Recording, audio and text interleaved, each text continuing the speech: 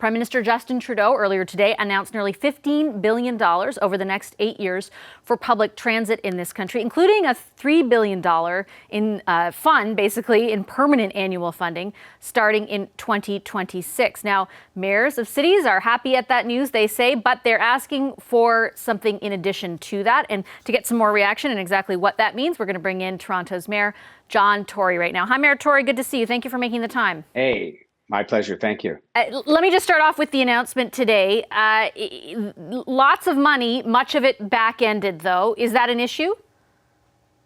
No, because it's been a long-awaited commitment to be made by a federal government. And I should say this started all the way back. It seems like a long time ago in the time of Stephen Harper and Jim Flaherty that the federal government started to get involved on a consistent basis in public transit. But Justin Trudeau, Prime Minister, has taken it to the next level. And I fully commend them for that, because what they're doing is putting in place permanent, predictable funding for cities across the country to be able to rely on that so that we can proceed forward with expansion and with the kinds of things we have to do to purchase new vehicles. And this is of great value to cities across the country, which have to, in the interest of our climate change, initiatives, in the interest of moving people, in the interest of building up the economy, have a proper commitment, and knowing that our federal government, we were the only country in the Western world, basically in the industrialized economies, that did not have its federal government playing a predictable, a permanent role in public transit. And so this is a very welcome initiative. And, obviously you'd rather have more of this money available, although with the nature of transit projects, they take a number of years to plan and execute in any event.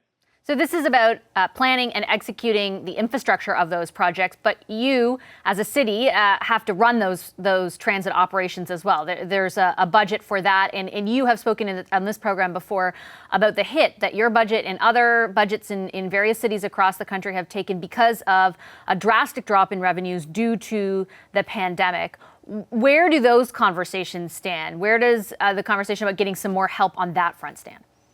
They stand further ahead today than they did yesterday, in that I spoke with the Prime Minister directly about that today in our meeting with the big city mayors and himself, and I was the one doing the questioning on that subject. And he basically confirmed that the federal government would go forward to launch a discussion with the provinces about having what we call Safe Restart 2.0, which is just the 2021 version of that, which, by the way, can be considerably less money for cities across the country than it was last year for a variety of reasons. But the bottom line is that many of the bigger cities in particular still have transit operating shortfalls that amount simply from the fact that, or arise simply from the fact that, many people are not traveling on transit because of lockdowns and various things going on across the country.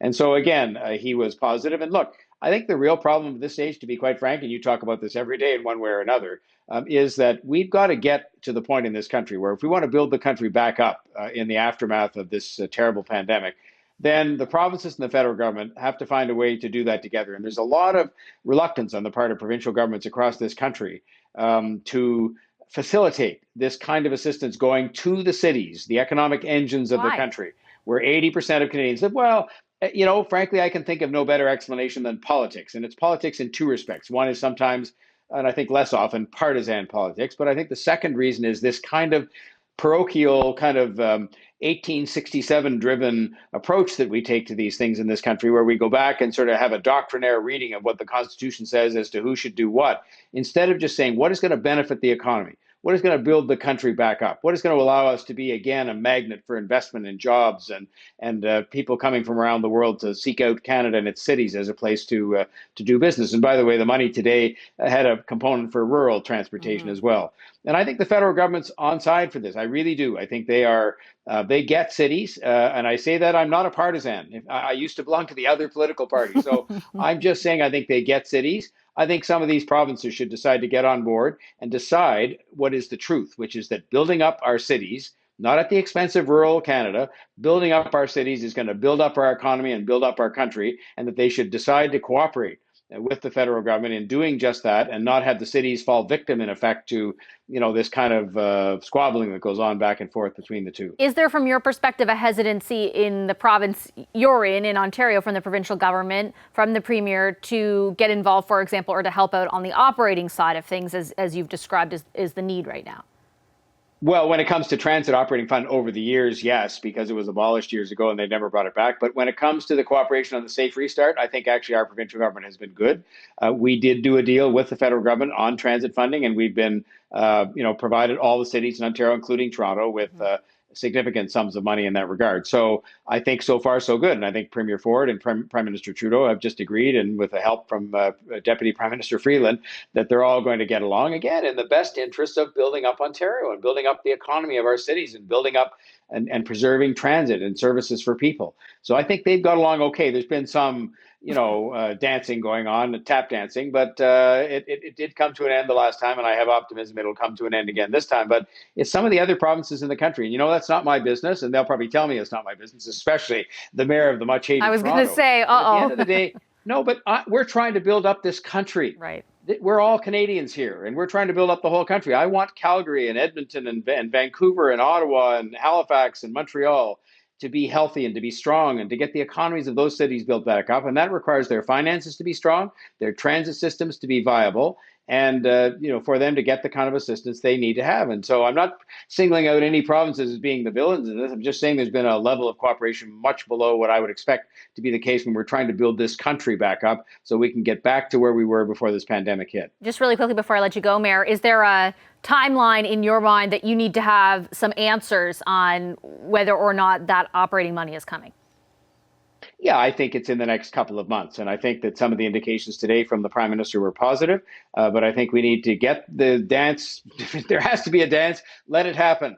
Let's only have two numbers, two numbers meaning maybe what are they, 2.5 minutes each, the average song. So have two numbers, and then we should get on with signing the deal and getting on with flowing the money so that we can build these cities back up and get people knowing that their transit systems are secure and that their city budgets are as they are required by law to be, which is balanced. And then we can move forward to build this country back up and have a very strong, robust economic recovery. And there'll be no need for cities like ours to cut capital.